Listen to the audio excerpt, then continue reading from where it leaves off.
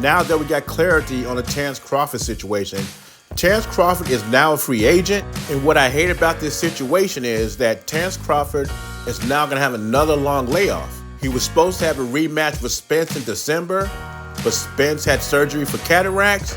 And plus, it was so lopsided, the PBC didn't want to touch the rematch. And since the Canelo fight's not happening right now, Crawford sets his eyes once again on the WBO champ, Tszyu. Crawford will meet with the WBO president, Paco, on Friday. The WBO president already said that Crawford could fight for that title next.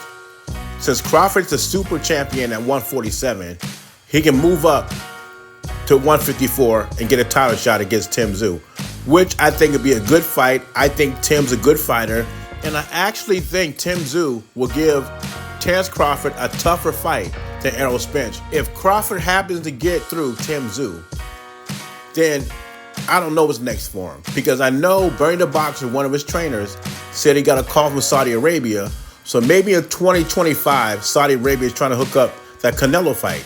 And I did like the Virgil fight at 147, but I think Virgil Ortiz needs a couple of more fights before we even consider that. And there are good contenders at 154. But Terence Crawford only wants to be in big fights. So maybe he gets a title at 154 and move up to 160. Who knows? I would love to see a Jermell Charlo fight at 154, but odds are Jermell Charlo is not coming back down to 154. And we were talking to Munguia. The same week they said, okay, Canelo wants to fight David, but the only way that he's going to fight David, he's going to pay him the minimum. And don't ask for anything more, and he's not going to give him $5 million. That's it. We're like, oh, shit, sure, no problem. Like, when I've talked to Tszyu about Benavidez, like, the fact that people think he won't fight him, he actually laughs. This is a guy, he's fought everybody. He'll fight Benavidez, and we'll do that deal to fight Benavidez. But he wants activity, he wants a plan. When you had Canelo, why wasn't Because the PBC don't want to work with anyone. And now they're fucked. Strong words from Eddie Hearn. According to Michael Benson, but this is from Dan Raphael, right?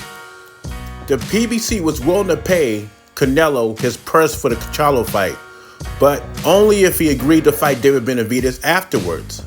And obviously, Canelo didn't agree. So if he didn't agree on that, there was a reduce his purse, which is a breach of contract. Now, what surprised me about this is the PBC did not put David Benavidez as one of the 3 fights in Canelo's deal. I don't know if they just left it out or Canelo told him, you know what, I do not want to fight this guy because I wasn't at the table. But if you're the PBC, you think you would put David Benavidez in that contract if you could, because that's one of your biggest fights. Now, reports are saying Canelo's going to fight Munguia May 4th, even though Oscar De La Hoya is denying it. And some fans of boxing are speculating that Canelo's going to fight Berlanga and Munguia as the next 2 fights in 2024. But plans do change, you know what I'm saying? Now, I can see Munguia May 4th, but I don't know about Berlanga yet. And I know Berlanga versus Canelo is a big fight, Mexico versus Puerto Rico, rich history in boxing. But I'm saying this, Dimitri Bivol is still in the mix because Dimitri Bivol fights Beterbiev, but undisputed. And Canelo's always said that Dimitri Bivol loss is the one he wants to avenge. Now, I can see Dimitri Bivol coming in the mix if he beats Beterbiev, because then he'll be undisputed at 175. Canelo said that loss hurts the most because he didn't give his all. He wasn't 100%. He was injured. And plus, Dimitri Bivol is with Eddie Hearn, which means this fight will be easy to make since Canelo is coming back to Matchroom. And there's 2 other things Canelo wants besides money. He wants to fight Dimitri Bivol again, and he wants to be undisputed in a second weight class. And if Bivol becomes undisputed, this will become a big fight for Canelo. So don't be surprised if Dimitri Bivol sneaks in for a September date with Canelo Alvarez if he wins. Leave your thoughts in comments below. Jay Beasy, I'm gone.